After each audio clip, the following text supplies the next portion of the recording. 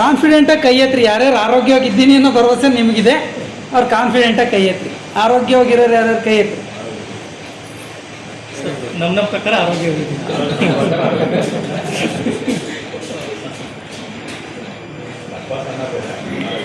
ನಾನು ಅನಾರೋಗ್ಯವಂತರ ಗುಂಪಲ್ಲಿ ನಾನು ಮೊದಲನೇನಾಗಿ ಕೈ ಎತ್ತುತ್ತೀನಿ. ನಾನೊಬ್ಬ ಅನಾರೋಗ್ಯವಂತ.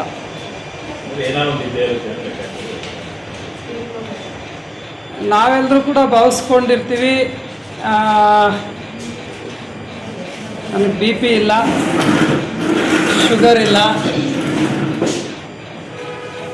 ಜ್ವರ ಬಂದು ಆಲೆ 10 ವರ್ಷ ಆಯಿತು, ನಾನು ಆಸ್ಪತ್ರೆ ಮುಖ ನೋಡಿ 5 ವರ್ಷ ಆಯಿತು,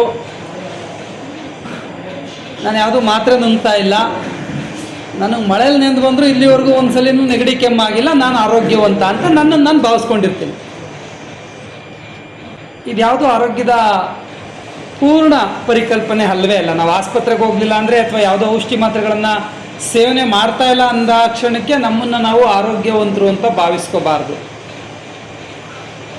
ಏಕೆಂದರೆ ಆರೋಗ್ಯವನ್ನುವಂಥದ್ದು ಒಂದು ಸಮಗ್ರವಾದ ಪರಿಕಲ್ಪನೆ. ನಾವು ಅದನ್ನು ಅರ್ಥೈಸಿಕೊಳ್ಳುವಲ್ಲೇ ವಿಫಲರಾದರೆ ಆರೋಗ್ಯವನ್ನು ಕಾಪಾಡಿಕೊಳ್ಳುವಲ್ಲೂ ಕೂಡ ವಿಫಲರಾಗ್ತೀವಿ. ನಮ್ಮ ದೈಹಿಕ ಆರೋಗ್ಯ ಎಷ್ಟು ಮುಖ್ಯನೋ ನಮ್ಮ ಮಾನಸಿಕ ಆರೋಗ್ಯನೂ ಕೂಡ ಅಷ್ಟೇ ಮುಖ್ಯ. ಅದ್ರ ಜೊತೆಗೆ ನಮ್ಮ ಸಾಮಾಜಿಕ ವರ್ತನೆ ಕೂಡ ನಮ್ಮ ಆರೋಗ್ಯದ ಪ್ರತಿಬಿಂಬನೆ ಆಗಿರುತ್ತೆ. ನಾನು ಎಲ್ಲಿ ಯಾವಾಗ ಹೇಗೆ ಯಾರ ಜೊತೆ ಹೇಗೆ ಇರಬೇಕು, ಎಲ್ಲಿ ಹೇಗೆ ವರ್ತಿಸಬೇಕು ಅನ್ನೋದು ಕೂಡ ನನ್ನ ಆರೋಗ್ಯದ ಕನ್ನಡಿ ಪ್ರತಿಬಿಂಬ. ಅದು ನನ್ನ ಮನಸ್ಥಿತಿ. ನಾನು ಫಿಸಿಕಲಿ ಫಿಟ್ ಆಗಿದ್ದೀನಿ, 50 kg ಭಾರ ಕೊಟ್ಟರೆ ಇಲ್ಲಿಂದ ಹೊತ್ಕೊಂಡು ಹೋಗ್ತೀನಿ, 1 ಕಿಲೋಮೀಟ್ರ್ ಅಂತೀನಿ. ಆದರೆ ನನ್ನ ಮಾನಸಿಕವಾಗಿ ನನ್ನ ತೊಳಲಾಟಗಳು, ಮಾನಸಿಕವಾದಂತಹ ನನ್ನ ಚಿಂತನೆಗಳು ಹೊರಗಿನ ಜಗತ್ತು ಗೊತ್ತಾಗೋದಿಲ್ಲ. ನಾನು 50 kg ಭಾರ ಎತ್ತುವಷ್ಟು ದೈಹಿಕವಾಗಿ ಸಮರ್ಥನಾಗಿದ್ದರೂ ಕೂಡ ಎಲ್ಲೋ ಒಂದು ಬ್ಯಾಂಕಲ್ಲಿ ಯಾರೋ ಒಬ್ಬ ವೃದ್ಧ ಹಣ ತೊಗೊಂಡ್ಬರ್ತಾ ಇದ್ದಾಗ ಅವನ ತಯಿಂದ ಹಣ ಕಸಿದ್ಕೊಂಡು ಹೋಗೋದು ಹೇಗೆ ಅನ್ನೋ ಆಲೋಚನೆ ನನ್ನ ತಲೆ ಒಳಗೆ ಓಡ್ತಾ ಇದ್ದರೆ ನಾನು ಮಾನಸಿಕವಾಗಿ ಒಬ್ಬ ಅಸ್ವಸ್ಥ. ಈ ಸಮಾಜಕ್ಕೆ ಹೊರೆ. ನಾನು ಒಂದು ಚಾಕ್ಲೇಟ್ ತಿಂದಿದ್ದನ್ನು ಈ ಆಫೀಸ್ ಪರ್ಮಿಷನ್ಸಲ್ಲೇ ನಾನು ಬಿಸಾಕೋದ್ರೆ ನಾನೊಬ್ಬ ಮಾನಸಿಕ ಅಸ್ವಸ್ಥ.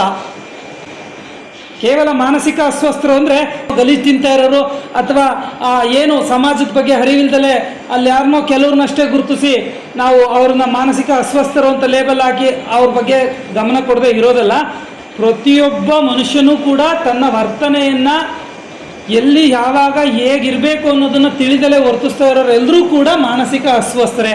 ಸೊ ಆ ದೃಷ್ಟಿಕೋನದಲ್ಲಿ ತೆಗೆದುಕೊಂಡ್ರೆ ನಾವೆಲ್ಲರೂ ಒಂದು ರೀತಿ ರೋಗಗ್ರಸ್ತರೇ. ಆ ರೋಗಗ್ರಸ್ತ ಸಮಾಜ ಅಂತಲೇ ಹೇಳ್ಬೋದು.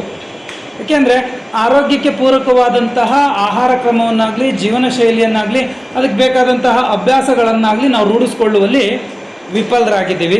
ಅದ್ರ ಬಳುವಳಿಯಾಗಿ ಇವತ್ತು ನಾವು ಕಾಯಿಲೆಗಳನ್ನು ಅನುಭವಿಸ್ತಾ ಇದ್ದೀವಿ. ಸೊ ಈಗೇನು ಭೌತಿಕ ಶರೀರಕ್ಕೆ ಕಾಡುತ್ತಲ್ಲ ಕಾಯಿಲೆಗಳು, ಸೊ ಇವು ನಮ್ಮ ಮನಸ್ಸಿನ ಪ್ರತಿಬಿಂಬ ಅಷ್ಟೇ. ಸೊ ನಮ್ಮ ಮನಸ್ಸಿನ ಕಾಯಿಲೆಗಳು ದೇಹದ ಮೂಲಕ ರಿಫ್ಲೆಕ್ಟ್ ಆಗುತ್ತೆ. ನಾನು ಕನ್ನಡಿ ಮುಂದೆ ಹೋಗಿ ನಿಂತಾಗ ನನ್ನ ಮುಖದ ಮೇಲೆ ಕಲೆ ಇದ್ದರೆ ಕಲೆ ತೋರಿಸಿದ್ರೆ, ಗುಳ್ಳೆ ಇದ್ದರೆ ಗುಳ್ಳೆ ತೋರಿಸುತ್ತೆ, ನಾನು ಬೆಳಗಿದ್ರೆ ಬೆಳಗ್ಗೆ ತೋರಿಸುತ್ತೆ, ಕಪ್ಪಗಿದ್ರೆ ಕಪ್ಪಗೆ ತೋರಿಸುತ್ತೆ. ಸೊ ಈ ಕಾಯಿಲೆಗಳು ಅಷ್ಟೇ ನಮ್ಮ ಮನಸ್ಸಿನಲ್ಲಿ ಉಟ್ಕೊಳ್ತೇವೆ, ಅದು ದೇಹದ ಮೂಲಕ ಪ್ರತಿಬಿಂಬಿಸುತ್ತೆ ಅಷ್ಟೇ. ಸೊ ಹಾಗಾಗಿ ನಮ್ಮ ದೈಹಿಕ ಆರೋಗ್ಯ, ಮಾನಸಿಕ ಆರೋಗ್ಯ ಮತ್ತು ಸಾಮಾಜಿಕ ಸ್ವಾಸ್ಥ್ಯವನ್ನು ಕಾಪಾಡಿಕೊಂಡು ನಾವು ಆರೋಗ್ಯಪೂರ್ಣವಾಗಿರಬೇಕು ಅಂತ ಹೇಳಿದ್ರೆ ಕೇವಲ ಫಿಸಿಕಲ್ಲಿ ನಾವು ಫಿಟ್ಟಾಗಿದ್ದೀವಿ, ಆರೋಗ್ಯವಾಗಿದ್ದೀವಿ ಅಂತ ಅಂದ್ಕೊಂಡ್ರೆ ಮಾತ್ರ ಸಾಲದು. ಮಾನಸಿಕ ಸ್ಥಿತಿಗತಿ, ನಮ್ಮ ಸಾಮಾಜಿಕ ವರ್ತನೆ ಮತ್ತು ನಮ್ಮ ಆಧ್ಯಾತ್ಮಿಕ ಚಿಂತನೆ ಈ ಎಲ್ಲವೂ ಕೂಡ ಸೂಕ್ತವಾಗಿರಬೇಕು.